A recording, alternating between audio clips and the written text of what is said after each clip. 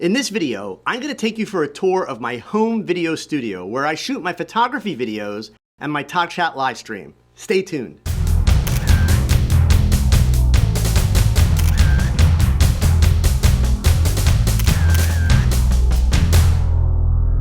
Hey gang, let me tell you right up front.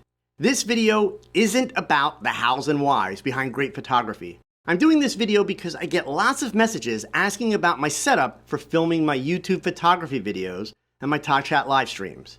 So if you're looking for a photo tutorial, I don't want to waste your time. I have been doing the YouTube videos weekly now for just about 4 years. The arrangement that I'm using now is the result of lots of trial and error and quite a bit of research into video and audio that, honestly, was never on my priority list of things to learn. But just like anything else, if you're going to produce consistently good results, you have to actually learn what works and what doesn't. I have two different needs for video. The first is my weekly live stream called TOGCHAT on Wednesday evenings. The second are my YouTube photography videos. My live streams are an unscripted 60-minute Q&A session where I answer questions from viewers. My photography videos are recorded tutorials like this one. Now, I made the decision early on in the process of building this YouTube channel that I would script my photography videos. I based this decision on several factors. There were already quite a few YouTube channels where the photographer would just talk while they shoot or just stand in front of a camera with no script, and you would wind up watching a 10-minute video with about 2 minutes of useful information in it. To me, that was just a big waste of everybody's time.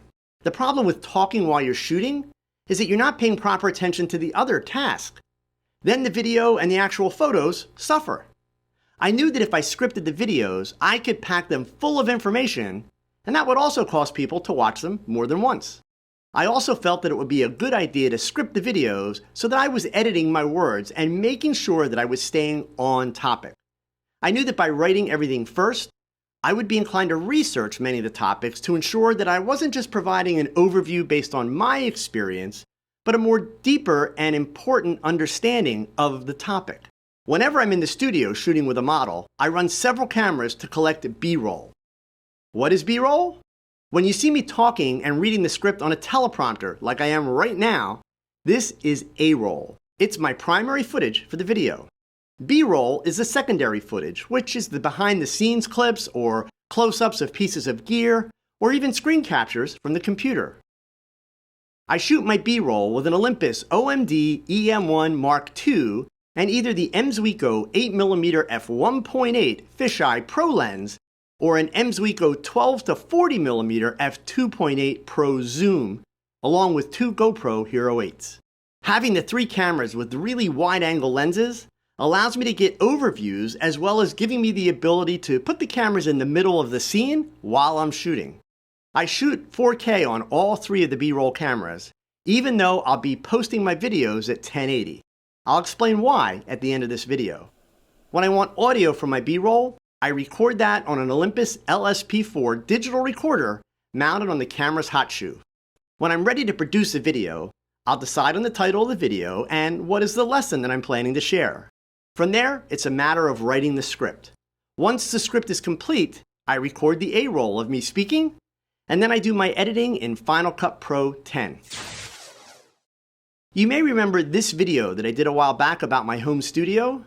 Now that I have a larger studio that is not in my home, I've converted this studio space into my video studio.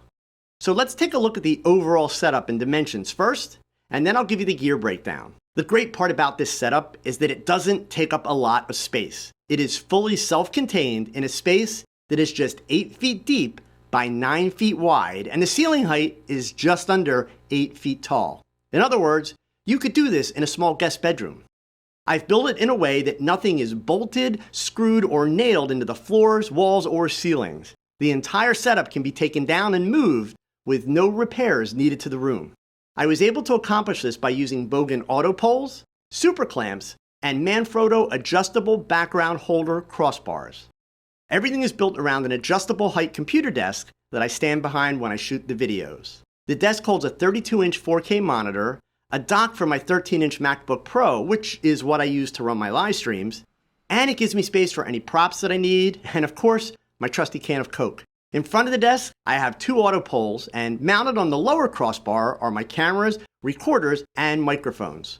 I'll give you the breakdown on that in a minute. On the top crossbar is a Soonwell 4-foot by 2-foot LED light panel, which serves as a fill light. And to my right is a Soonwell 1-foot by 2-foot LED light mat, which serves as my key light. It is placed high into the side to avoid any glare on my glasses. Behind the desk, I have 2 more auto poles with crossbars, and on these crossbars, I have 4 sets of specular LED strip lights, 2 on the top and 2 on the bottom. These strips give me even light on the green screen that hangs 3 feet behind them.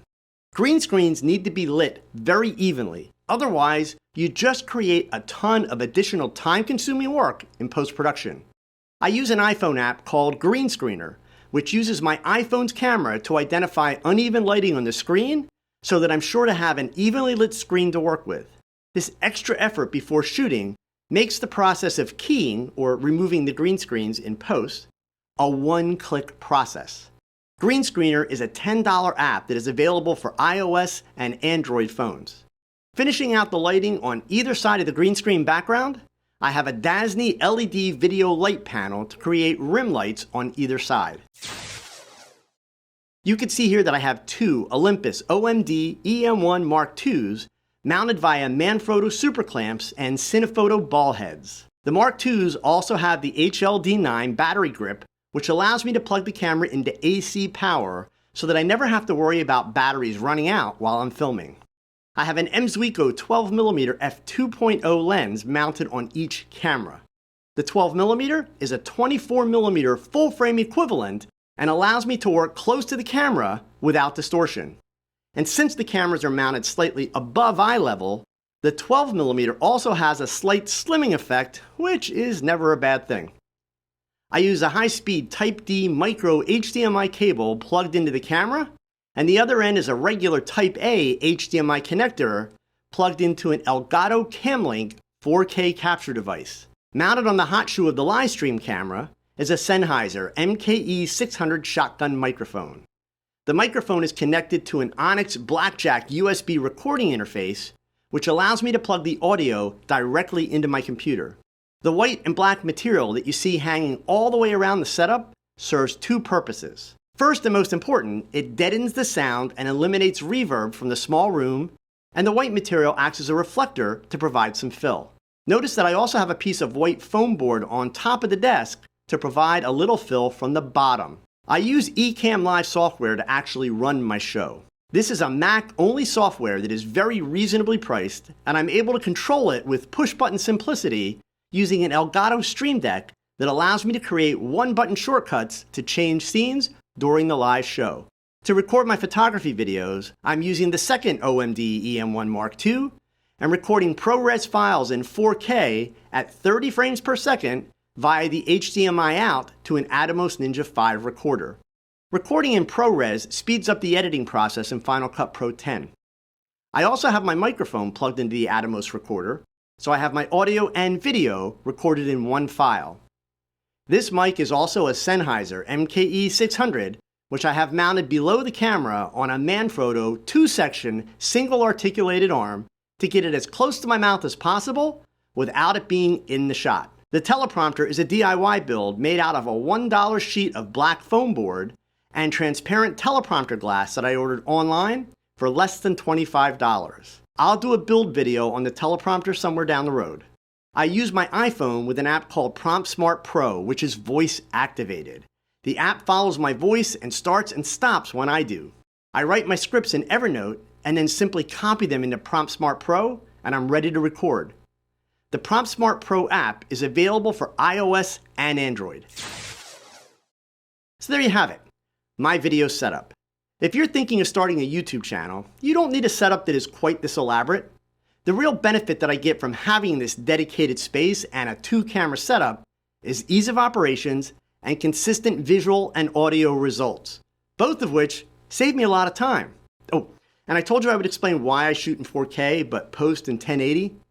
A 4K file is 4 times bigger than a 1080 file, which allows me to crop in on the file and use as little as 1/4 of the image without seeing any quality loss in the image.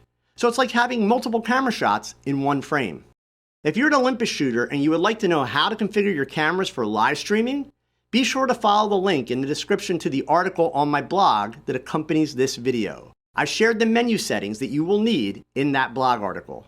So until next time, please hit that thumbs up and subscribe so that you don't miss any videos. And please don't keep all this cool stuff to yourself. Please share it with your photography friends. Remember, photography is not a competition. It's a passion to be shared. Now go pick up that camera and shoot something, because your best shot, it's your next shot. Adios.